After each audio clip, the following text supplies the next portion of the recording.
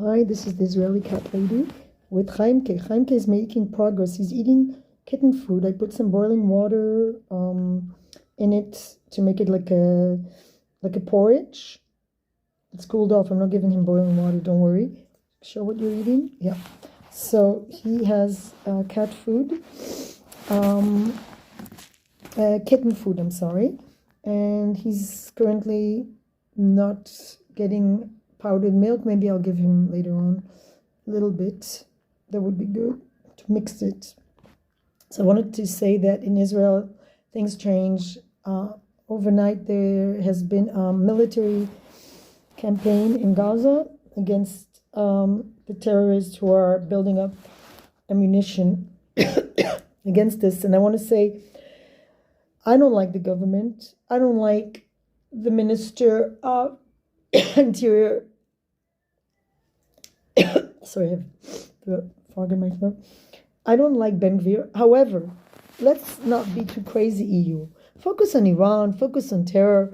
Yes, he is not a good guy. However, let's focus on getting rid of the really bad guys, the extremist terrorists in Gaza that are targeting our citizens and our cats and our dogs and whatever is alive. There is a wonderful Palestinian animal activist called Tariq, and Israeli animal activists have acted to bring him over to Israel sadly, he's very ill, and his mother is now as well for hospital treatment because unfortunately, the terrorists are so busy with ammunition and trying to kill Israelis that they don't really have good facilities for Palestinians.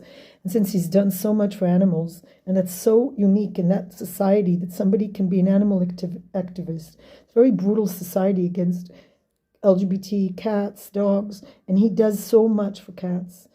Everybody knows him in the animal activist world. He's so cute. So I just wanted to point that out, that things are not black and white. There are really good people on both sides, and terror is never good, right? Right, chaimke? Chaimke has moved on to solids. Within just 1 week, this guy has made huge progress, huge. He's gone from bottle feeding and being a helpless little baby into an active cat with teeth.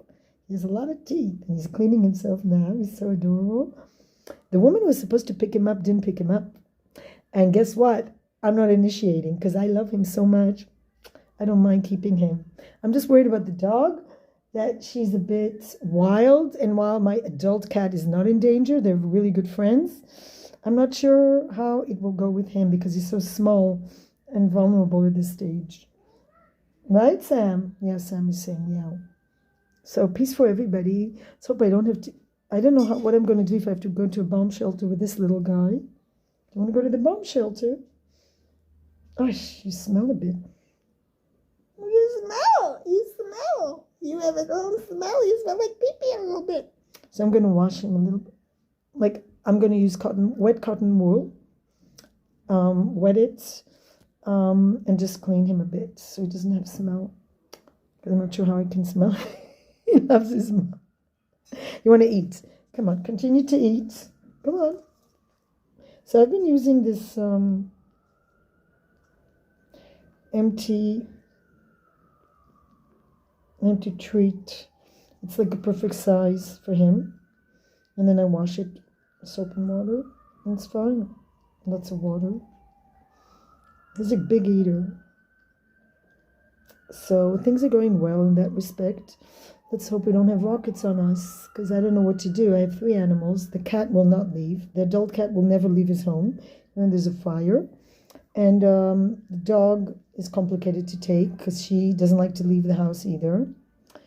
So I don't know what I'm going to do. It's like Sophie's Choice.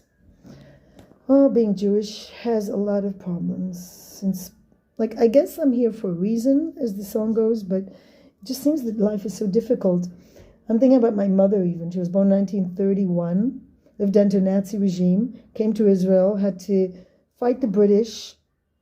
Yes, the British were pretty bad for us, not allowing Jews to come in like her. She managed, thanks to my great-grandmother who was a Zionist, she managed to get in, but most of the Jews weren't allowed to come in thanks to the British. Yeah, we won't forget that. And then war after war after war after war after war. She had to run away, and quite a life. From Nazis to extremists, terrorists here. So as long as we live, we have drama here. But there are good things about the Middle East. We have sun. We have really the cutest cats ever. So support us by, remember, if you hear bad things about Israel or Jews, speak against anti-Semitism. And remember, anytime anyone speaks against Israel, you can criticize the government, but to speak against our existence and saying we don't have a right to live here, well, usually it's people that live thanks to imperialism in their countries, like Americans who took over the Native American land, or Australians, or New Zealand, whatever country. They're all imperialists. We are not imperialists. We try to live in other countries. We've been sent to exile. And there's so much evidence in every field you want, archaeological, biblical, if you believe in that, documents, historical documents, genetics, that we are from here. And we just came back here and we purchased the land. Some of it had been taken over, but we're not imperialists like the Americans or the Canadians or the British or any country that criticizes Israel. They're just hypocrites. The EU is the biggest hypocrites. They're the biggest imperialists. And thanks to them, there's the refugee problem. The French came into Algeria and Morocco, took over and used, right? Every country you want in the world, in Europe, in the EU, has some problem. So don't intervene in Israeli politics. And yes, we don't have the perfect government, but who does? But we have perfect cats. Perfectly, beautiful cats. And remember, when there's a war, the animals suffer.